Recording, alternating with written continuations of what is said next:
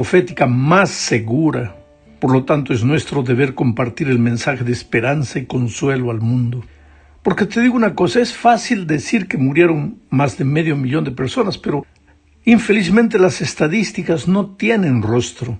Por cada persona que fallece hay familias tristes, desconsoladas, personas que a veces perdieron todo, perdieron al jefe de familia y no saben ahora qué hacer.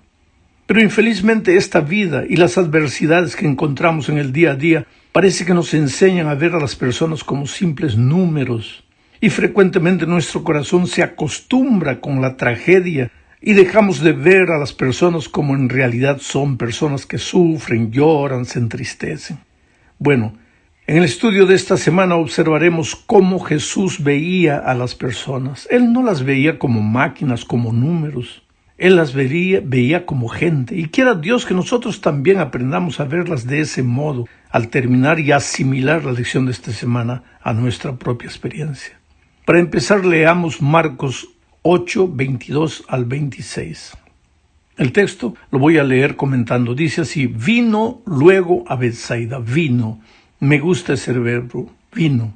Jesús siempre está viniendo al corazón del ser humano y tocando la puerta. Un día Jesús dejó todo allá en el reino de los cielos y vino a esta tierra de miseria, de dolor, de pecado, trayéndonos la salvación. Y Él sigue viniendo. El texto dice, vino luego a Betsaida y le trajeron un ciego y le rogaron que le tocase. ¿Quiénes trajeron al ciego? ¿Quiénes rogaron a Jesús que tocase al enfermo? Los amigos del ciego. ¿Sabes que en la Biblia hay como unos 50 milagros, un poquito más? Y en la mitad de esa cantidad de milagros son personas, no es el propio enfermo, no es el propio ser humano que está viviendo problemas que va a Jesús. En la mitad de los milagros son personas que los llevan, familiares, amigos, gente que intercede por esa gente enferma, esa gente que necesita del toque divino. Y esto nos enseña la lección de que hay gente en este mundo que está muriendo, pero que necesita a alguien que la lleve a Jesús. Ese alguien eres tú que un día has recibido el maravilloso bálsamo del Evangelio. Sigo leyendo. Entonces, tomando la mano del ciego, le sacó fuera de la aldea y escupiendo en sus ojos le puso las manos encima y le preguntó si veía algo. El ciego, mirando, dijo, veo los hombres como árboles, pero los veo que andan. Aquí está la primera parte que quiero destacar de este texto. Cuando Jesús lo curó, le hizo una pregunta, ¿qué ves? Y el ciego dijo, veo a los hombres, pero los veo como árboles, pero árboles que andan. Esta es la primera visión que nosotros como seres humanos tenemos de las personas. Árboles sin vida, árboles que andan, que caminan, gente que se mueve de aquí para allá. Pero yo te desafío un día, párate en una esquina, a las 6 de la tarde, cuando la gente está regresando para su casa, y observa los rostros. Hay gente triste, hay gente llorosa, hay gente preocupada, hay gente indiferente. Ahora trata de imaginar qué es lo que cada uno piensa, cuál es el drama que cada uno enfrenta. No los veas como árboles que caminan, trata de verlos como seres humanos.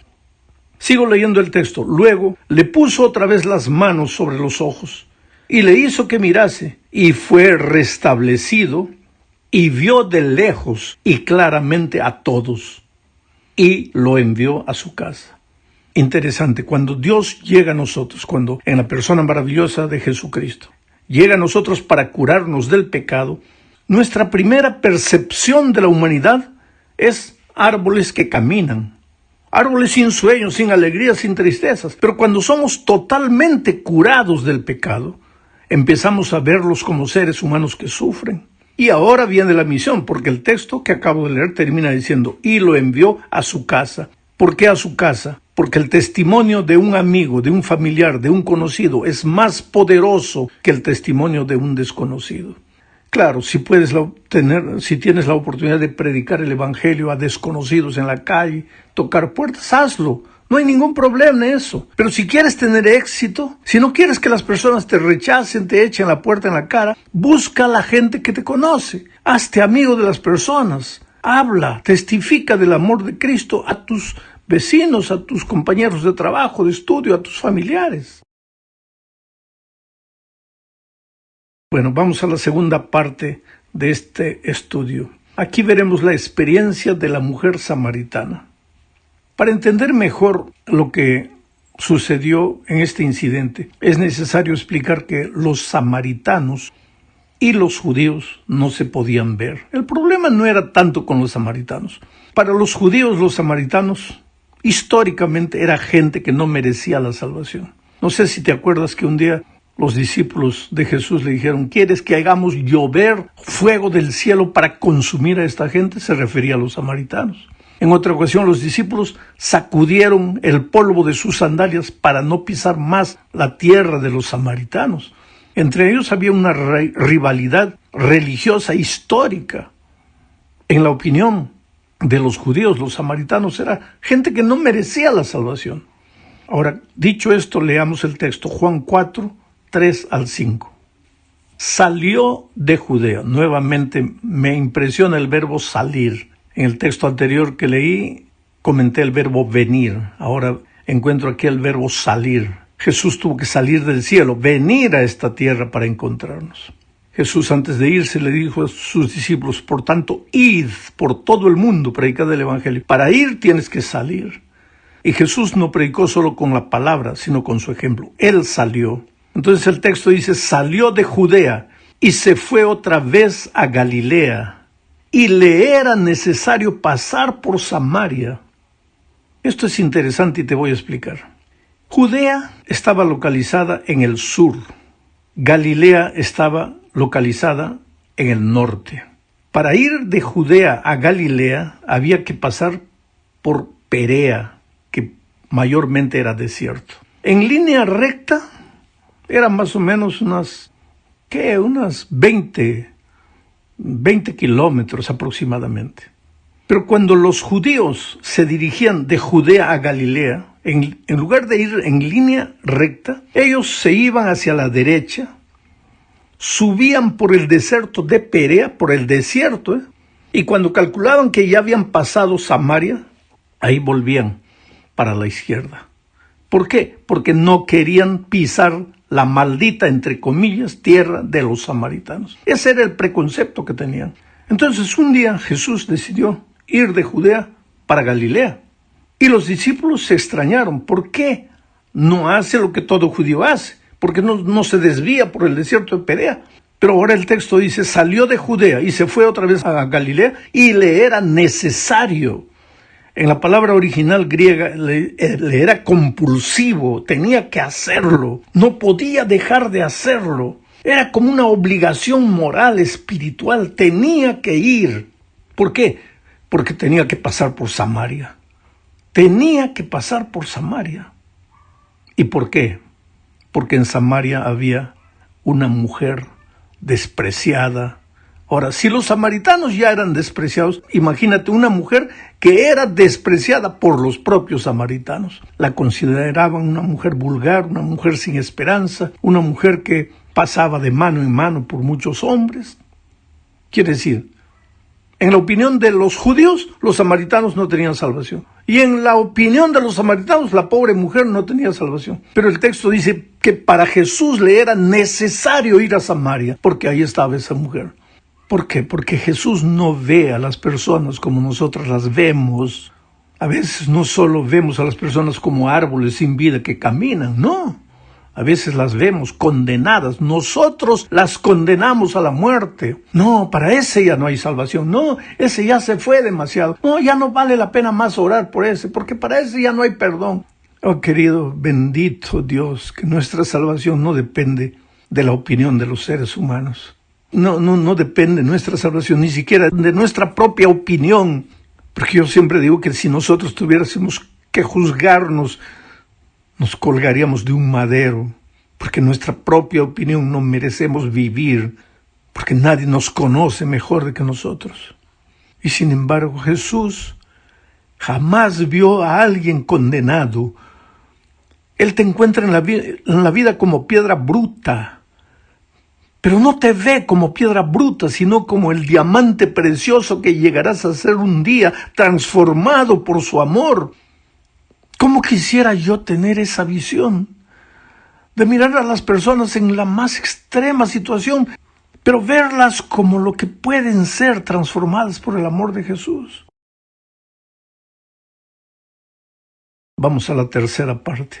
En la tercera parte de este estudio veremos el manual divino de la testificación. Me refiero a la propia Escritura.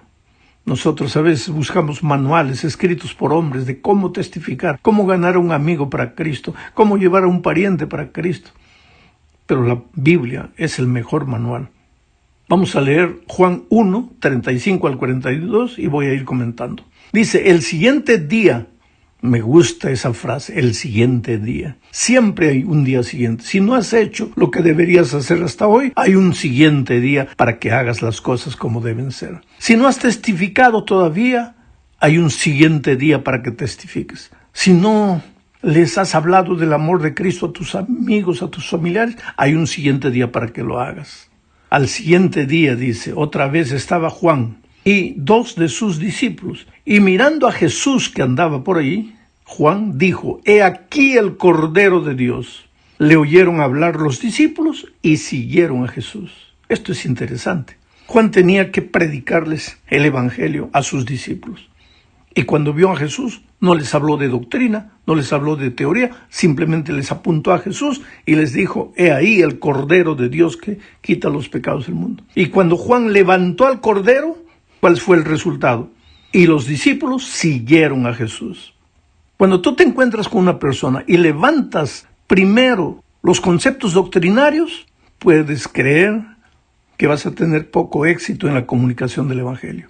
Pero si levantas al Cordero, a Jesucristo, ¿qué es lo que Jesús dijo? Si fuere yo levantado, a muchos atraeré a mí mismo. Entonces levanta al Cordero y verás que muchos seguirán al Señor Jesús. Ahora que le están siguiendo, mira lo que dice el texto. Jesús les dijo, ¿qué buscáis?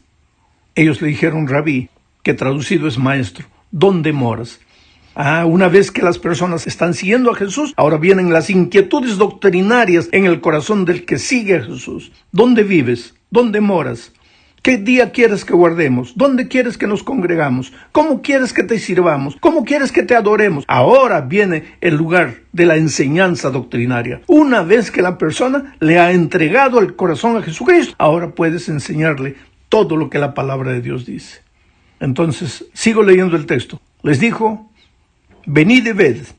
Fueron y vieron dónde moraba y se quedaron con él aquel día. Estaría forzando yo el texto bíblico si dijese, y permanecieron con él para siempre. Aquí está el secreto de la conservación. Mucha gente dice, ¿por qué la gente viene a la iglesia, se bautiza y pues se va? Es que vino atraído por cualquier cosa, pero menos por Jesús. Porque cuando las personas se enamoran de Jesús, le entregan la vida a Jesús, siguen a Jesús, después reciben la enseñanza doctrinaria, es seguro que se van a quedar con él para siempre. Sigo leyendo el texto, porque era como la hora 10.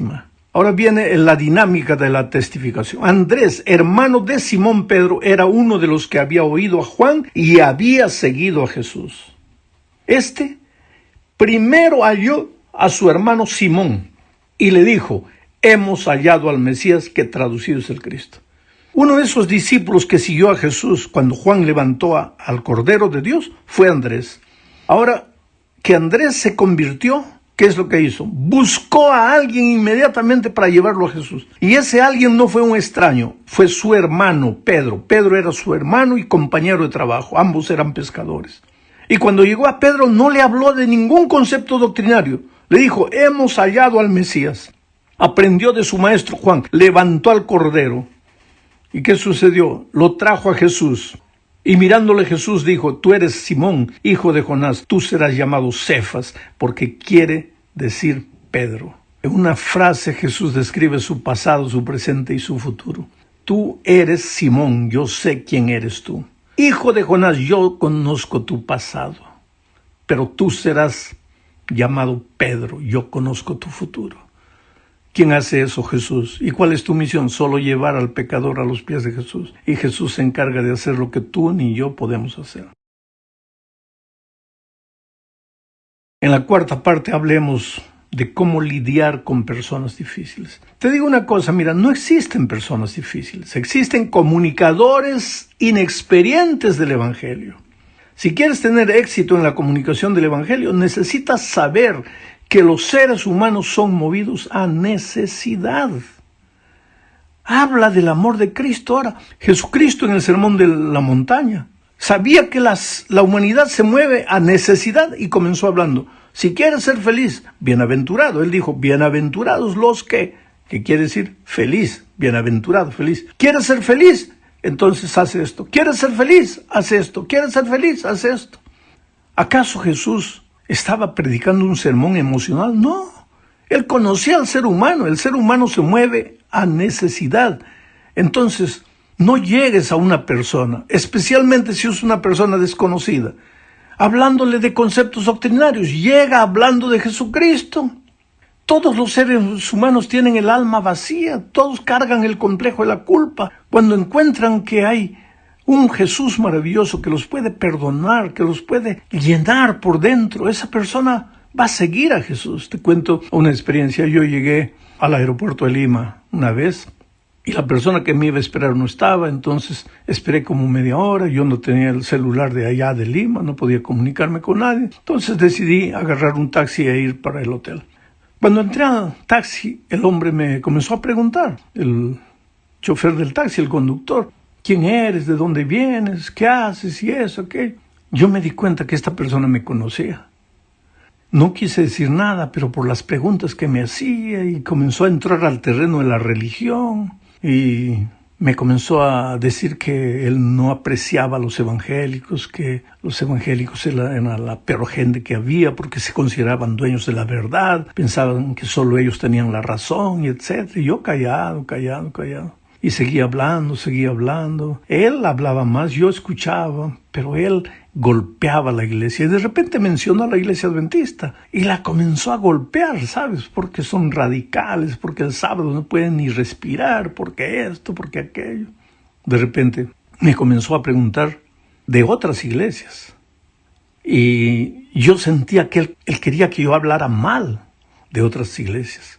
Y pues yo, por naturaleza y por lo que encuentro en la palabra de Dios, yo no trato de hablar mal de nadie.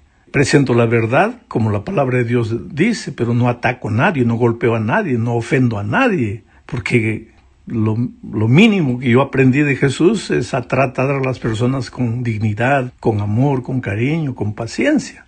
Pero esta persona me quería sacar, ¿sabe?, palabras ofensivas para otras iglesias. Y de repente yo le comencé a hablar del amor de Jesús, de la soledad del ser humano. Le dije, mira, tú como conductor de taxi debe haber momentos en que te sientes solo. A veces no tienes mucho trabajo, pero necesitas dinero. Yo creo que debes volver frustrado para la casa. Y en ese momento deberías acordarte que tienes un amigo maravilloso que Jesús conoce tu historia, conoce tu pasado. Y de repente el hombre comenzó a emocionarse. Yo le seguía hablando. Y él se emocionaba cada vez más. Y de repente me dijo, yo te conozco. Le dije, ¿quién soy? Tú eres el pastor Bullón. Tú eres el pastor de la iglesia de mi hija. Mi hija es adventista. Pero yo creo que tú eres de otra iglesia porque mi hija solo me golpea a mí, a mi religión. Pero tú no. Tú hablas de otra manera. Tú hablas del amor de Jesús. Yo traté de provocarte para que atacases mi iglesia y tú no lo hiciste. ¿Cómo puedes ser pastor de mi hija? Ahí yo me di cuenta de una cosa. No es que esa chica, la hija de ese conductor de taxi, fuese mala. No. Era una chica sincera y con toda sinceridad conoció la verdad, conoció el mensaje, conoció la doctrina. Llegó a la casa y comenzó a atacar la religión de los papás. Y con eso solo creó un muro que ahora ya no se podía trasponer. Y yo fui hablando, cuando llegamos a la puerta del hotel. Yo te digo una cosa, si hubiera habido agua ahí, yo lo hubiera bautizado. Porque ese hombre estaba ya listo a entregar su vida a Jesús. Entonces, querido, yo le pedí a ese hombre el teléfono de su hija. Y después llamé a la hija y le dije, mira, yo te felicito. Me contó, había conocido el Evangelio hace un año, el mensaje hace un año. El primer libro adventista que había leído, El conflicto de los siglos. Y con eso llegó a la casa y comenzó a apalear a los papás por causa de la religión. Y pues solo creó un obstáculo. Entonces le dije a ella, mira, cambia de actitud. Ama a tus papás. Respeta, ellos son sinceros en lo que creen. Le conté lo que conversé con él a lo largo del viaje. Y pues después salí del Perú, no tuve más noticias. Pero yo supongo que esa persona era tan sincera, ese conductor de taxi, tan sincero y tan bueno, que con toda seguridad lo vamos a ver en el reino de Dios. Quiere decir, hay mucha cosa que necesitamos aprender. Al final de nuestro estudio esta semana, y ya me prolongué demasiado, nos enseña la lección que debemos aprovechar